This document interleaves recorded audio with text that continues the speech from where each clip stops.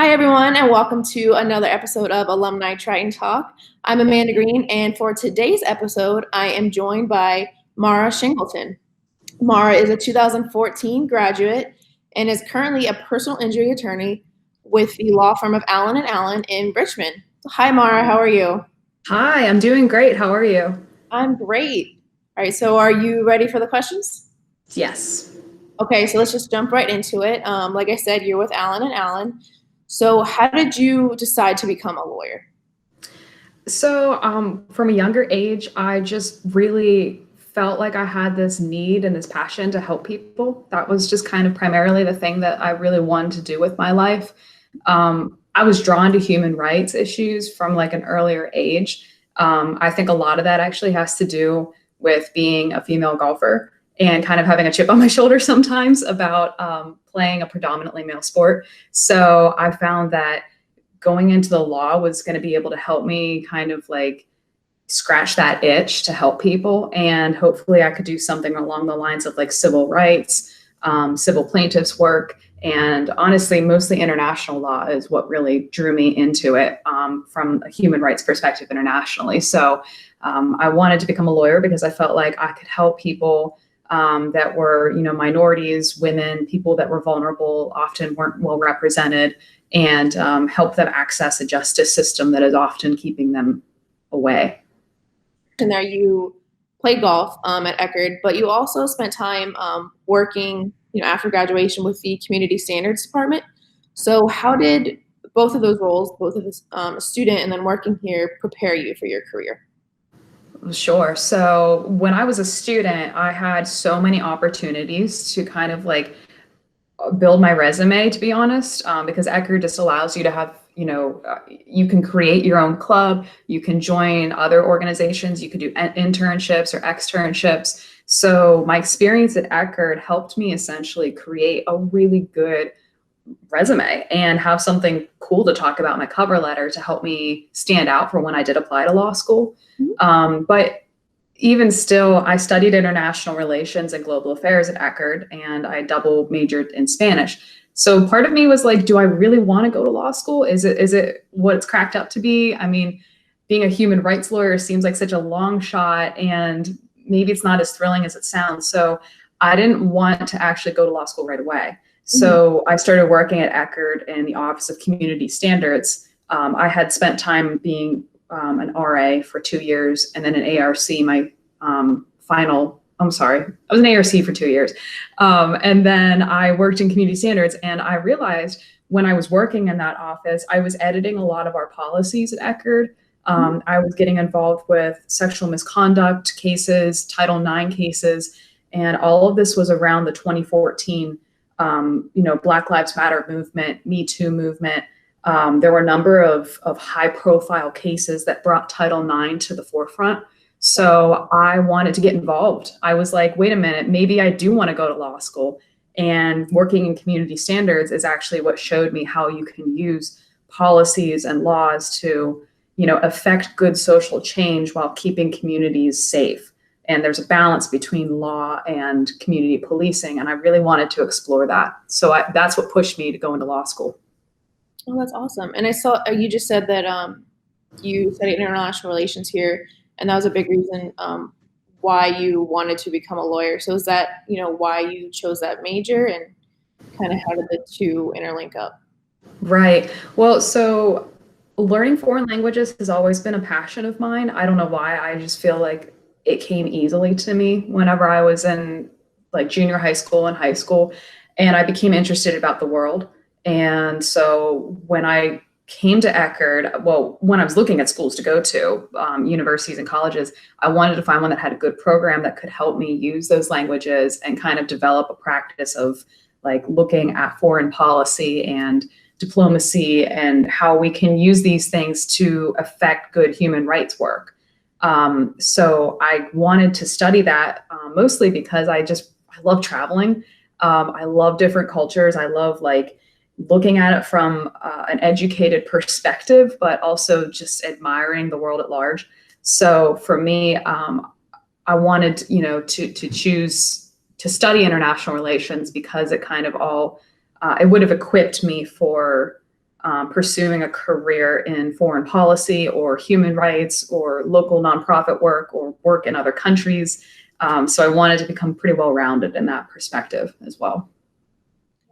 And so is there, like you said, you kind of got into it because you're a female golfer and you had the chip on your shoulder.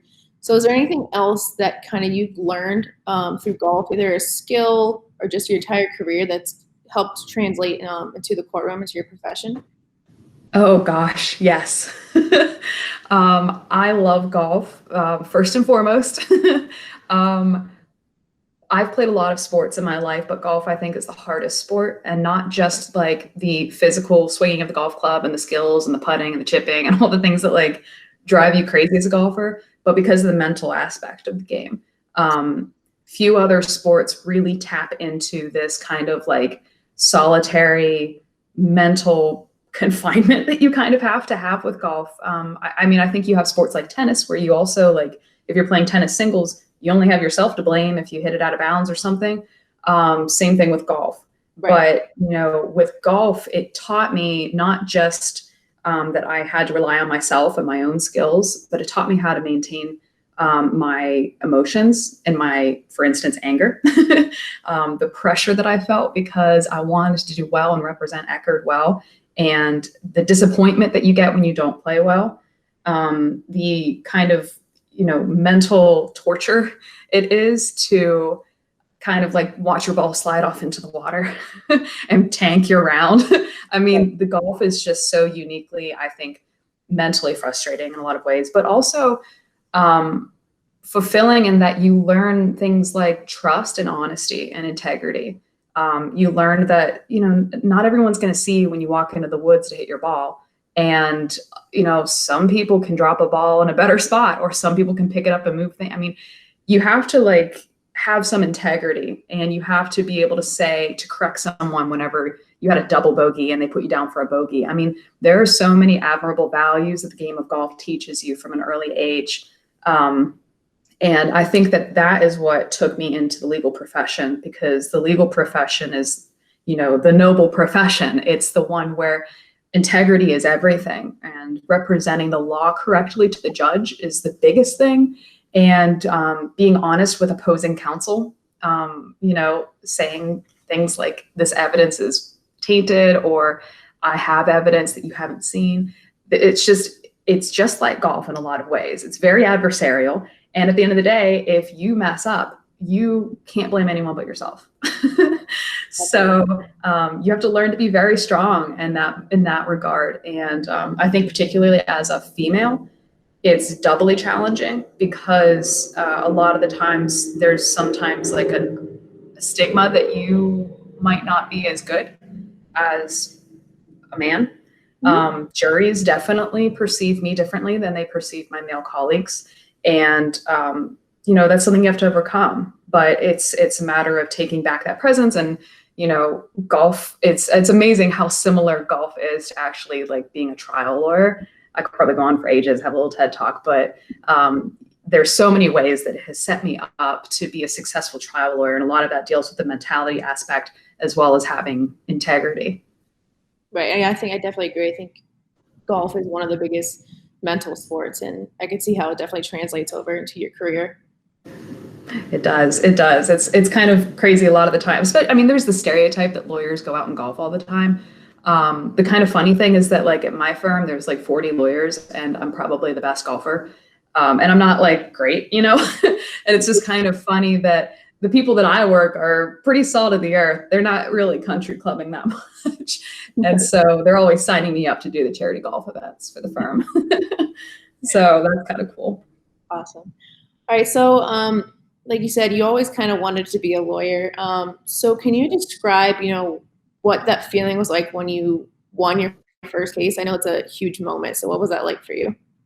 Well, so since I just started, it wasn't my solo first win, but I did try a case with another attorney who was really nice and allowed me to tag along. Essentially, I did a direct exam and I helped him with some jury stuff. So I was able to sit there, and I knew that, you know, that we were going to win because there was no denying the facts of this case.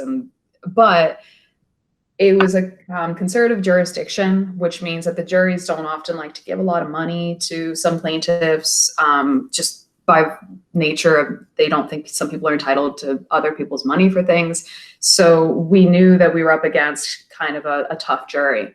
And it's just a matter of proving, like, you know, this person got injured and you have to advocate for him. And I was really worried that they were going to come back with an amount that wouldn't, you know, satisfy and give him fair and reasonable compensation for his injuries. Mm-hmm. So I worked really hard with getting his wife to the plaintiff's wife to testify about just how much this car accident has impacted his life.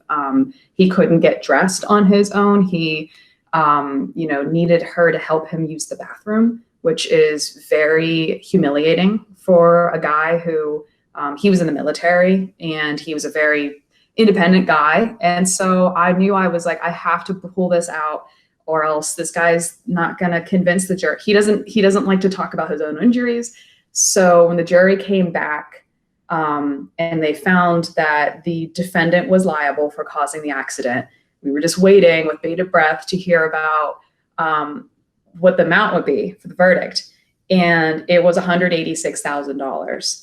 And it was an enormous victory for us. I was floored.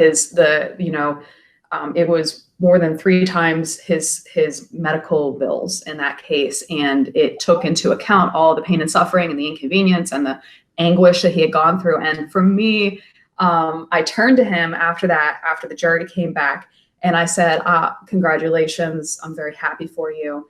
And he just looked at me and he said, "I can't tell you how much this means to me." And when my co-counsel told him that this was my first ever trial, he looked like someone slapped him. He was like, "This is your first time?" And I just, like, to me, that was just so nice because I was so nervous and I didn't want to ruin this for him. This is someone else's life. And for him to be just like so appreciative and so like wowed, and it made everything worth it for me. And it showed me that I could make a difference in people's lives. Right. It's not exactly the human rights thing that I set out to do, right? But actually, it's an immediate impact. And that itch I had finally felt like it was getting scratched. And now I have the bug. And all I want to do is just repeat that experience and make that for the next person that's deserving of, you know, a good jury verdict like that. So I was kind of on a high after that. And a lot of people my age that just came out of law school don't have the opportunity to do these types of things and be on jury trials so early on in their career. And so I was really grateful to have chosen the right firm to work with to do that too. Right. Well, congratulations on that first win. And thanks. I agree that, you know, success right away kind of is so rewarding and kind of keeps motivating you to keep going as you continue on. It does. Yes. All right. So moving on, you mentioned earlier that you travel, you like global and travel, and you learned multiple languages. Can you kind of talk about the different languages that you know and then how that helps you in your career as well? Sure. Yeah. So like I said, languages have like always kind of come easily to me. I don't know why, but everyone's got their strengths, and I guess that one was mine. So when I was like in 7th grade, or 8th grade, I started learning Spanish. And then right after that, in 9th grade, I was like, why not learn another language? So I started learning German. And when I was 16, my German class had a foreign exchange program where we would have German students come over and hang out with us in the fall, and then we would go over and be students for the summer in Germany, in Munich. And so that changed my life. I mean, that opened me up to a whole new world outside of my small town in Butler, Pennsylvania. And it showed me how the other world, how people everywhere else did things. And when I was there, I realized that like my 2 or 3 years of German was not enough to help me communicate. And I didn't like not being able to communicate. So I really put my head down and was like, I'm going to learn this language. And because I love to see how people change when you speak their language to them, that their characters and personalities come out just like ours do. And I want to be able to connect with people on that level. So I ended up going back again when I was 18 And my German was a lot better. My exchange family just spoke German with me, and I was just like, I need to continue doing this. So when I got to Eckerd, I decided to pursue Spanish because I knew that Spanish was rapidly becoming like pretty much the second most, actually, it is the second most spoken language in the United States. And a lot of human rights work goes around, Latin America, South America, and migrant workers, essentially, in the United States. So after studying Spanish at Eckerd, I would say I reached a fluency level with that. And since I had already spoken German, this was another language that I really wanted to keep. So I've gone back to Germany a couple times. But while also at Eckerd, I traveled to Tanzania for 2 summers to work for a nonprofit called Global Outreach. And when I was there, I asked the country manager if he could give me Swahili lessons every day so that I could communicate with the people in town. And, so I could essentially barter for goods and order food. And again, I didn't like not being able to communicate with people. And there's just something so special about speaking their language to them and seeing them look at you differently, like they can trust you. And, folks just feel like you took the time to learn my language, and I respect that. So I wanted that. Of course, when I got to Eckerd, I also got involved with the human rights related issues, like I said. So I started taking Arabic classes. And that spring of my freshman year was the Arab Spring. And so I wanted to make sure that I studied Arabic in case I wanted to work for the State Department or another nonprofit. And I wanted to be able to put myself above other applicants. So I took Arabic for 3 years while at Eckerd. And just such a cool language and such an amazing culture that the professors at Eckerd really made such a huge impact on my life when it came to those language classes. And it's such a crucial time too, like 2010, 2011, up until 2014 with Syria. I mean, what a time to learn about the Arab culture. So so that's kind of been my background with foreign languages, and it's been like my kind of niche. And then when I moved here to Richmond, I started to learn sign language. I wanted to take American Sign Language classes because I realized that, deaf folks need to be able to come into our offices too if they are injured in a car accident, and, they need to be able to communicate with us more effectively. And I just wanted to kind of like branch out into that community as well. And you learn a lot more about people, like I said, when you take the time to learn their language and learn how they perceive the world and how they talk about it with each other. So sign language has been good. The pandemic has put a hold on it for me right now, but I intend to continue taking it as soon as things go back to normal. So. Is there, of the languages is there a particular one that's your favorite, or maybe a new language that you're trying to learn that's kind of caught your eye? Yeah. It's hard. I love them all for different reasons, but I would say Swahili is such a cool language.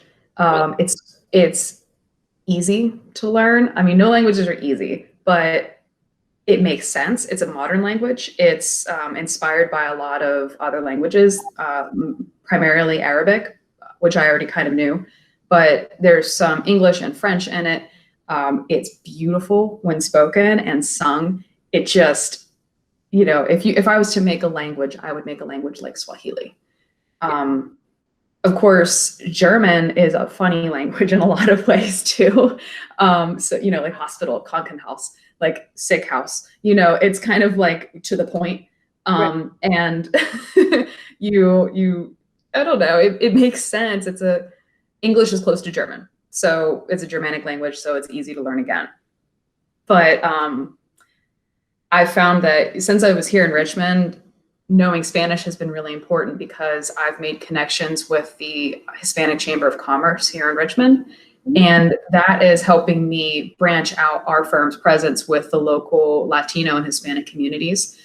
And I've also done a little bit of networking with the Asian Latino Solidarity Alliance, which is a group in the area, Asian Latino base. So being able to speak Spanish has been super important for me so far, because I'm going to the places where people that speak Spanish are, and I'm meeting with them, explaining who I am and what I can do for them. I wouldn't be able to do that if I didn't study Spanish at Eckerd, and definitely not in high school. And then here in Richmond, I took a 6-week Spanish course just so I could stay up with it. And I met more people through that. So, I mean, in terms of what my favorite is, they have all really opened doors for me in different ways. And it's a conversation starter, basically, with everybody. Like each language for a different reason, sounds like. Exactly. All right, so jumping back to your time here as a Triton, what was your favorite memory when you were here? Oh my gosh. This is probably the hardest question because I have so many fond memories at Eckerd. And it's just like the languages for so many different reasons. But I would probably have to say, maybe because it's very topical right now with all of the civil rights protests going on, but in 2012, we had a big climate change protest on campus. And I was taking a class called The Politics of Climate Policy at the time during winter term. And so my professor was a visiting alumni who was a Harvard alum, and he had his own nonprofit, Craig Altimos. And he got us hooked up with Bill McKinnon, who's a big climate change activist. And before you knew it, our campus staged a huge protest about the Keystone Pipeline. And we decided to all get in vans and truck up to DC and join the DC protest. And this is my favorite memory for a couple reasons, because it shows like the grit and the conscience of the student body. Because driving like 11 vans to DC was a long trip. I was one of the drivers. It was wild. And kids were just like, yeah, I'll leave my Florida hammocks and I'll drive up to DC and walk around. Like we had to wear like winter coats. Some of us had to like borrow them because we didn't have them in Florida. And people just like, because they knew that everything they were learning at Eckerd wasn't just fluff. They needed to put, action to those words that they were reading off pages. And that to me is Eckerd. It's our school is going to be underwater soon if we don't stop this. We don't want to be able to say we wish we did this. And that, the protest itself was awesome, but I think Eckerd had something like the largest student body turnout of a university total, like per capita, basically, because we had like, I don't know, a sixth of our student body go to this protest. And that kind of solidarity around something that is pretty academic. I mean, we're protesting like a 2-degree difference in climate change. And I'm not like a science major, but it was something that it was the conscience, I think, of the student body that I'll always remember that about Eckerd. I mean, sure, spring ball was fun. Kappa Carnival is great, but that's what made Eckerd to me. And I'm very proud to have been a part of that at the time, especially now in light of what's going on in our world. I think it's more important now than ever to take the privilege of learning what we learn in classrooms and to translate that in some way, in some kind of action to make a difference. Right, and my final question here, what advice would you give to our current student athletes now? Oh, man. I would say think very carefully about how you market yourself. You have a lot of great opportunities through your sport, and not just golf, but like basketball or volleyball or tennis, whatever it is. It's going to make you stand out already in some way. Choose something about that and run with it. Being a basketball player has taught me the importance of teamwork. It means, running lines because somebody messed up a pass or something like that. It taught you something. Like for me, it was integrity in golf, and it was controlling my emotions and my anger and, looking forward to the next shot. So I would say your sport is going to open up some important career opportunities for you, be careful with how you market it. You know, it's more than just, I was a student athlete, so I went to practice every day and we won this championship. It's about how you picked up a teammate who was having a hard time. You know, it was this sense of pride you had in knowing that you represented your school somewhere else. And no matter what you're going to go into, it's going to be important. You just have to know that there's some values that you've been taking away from your sport ever since you were a kid.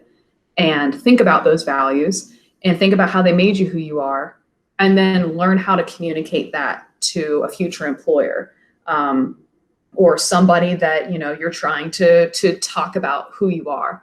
And I think as a student athlete, we have the privilege of being able to fall back on the opportunities we've had to tell someone anecdotally who we are as a person. So be careful with how you market that.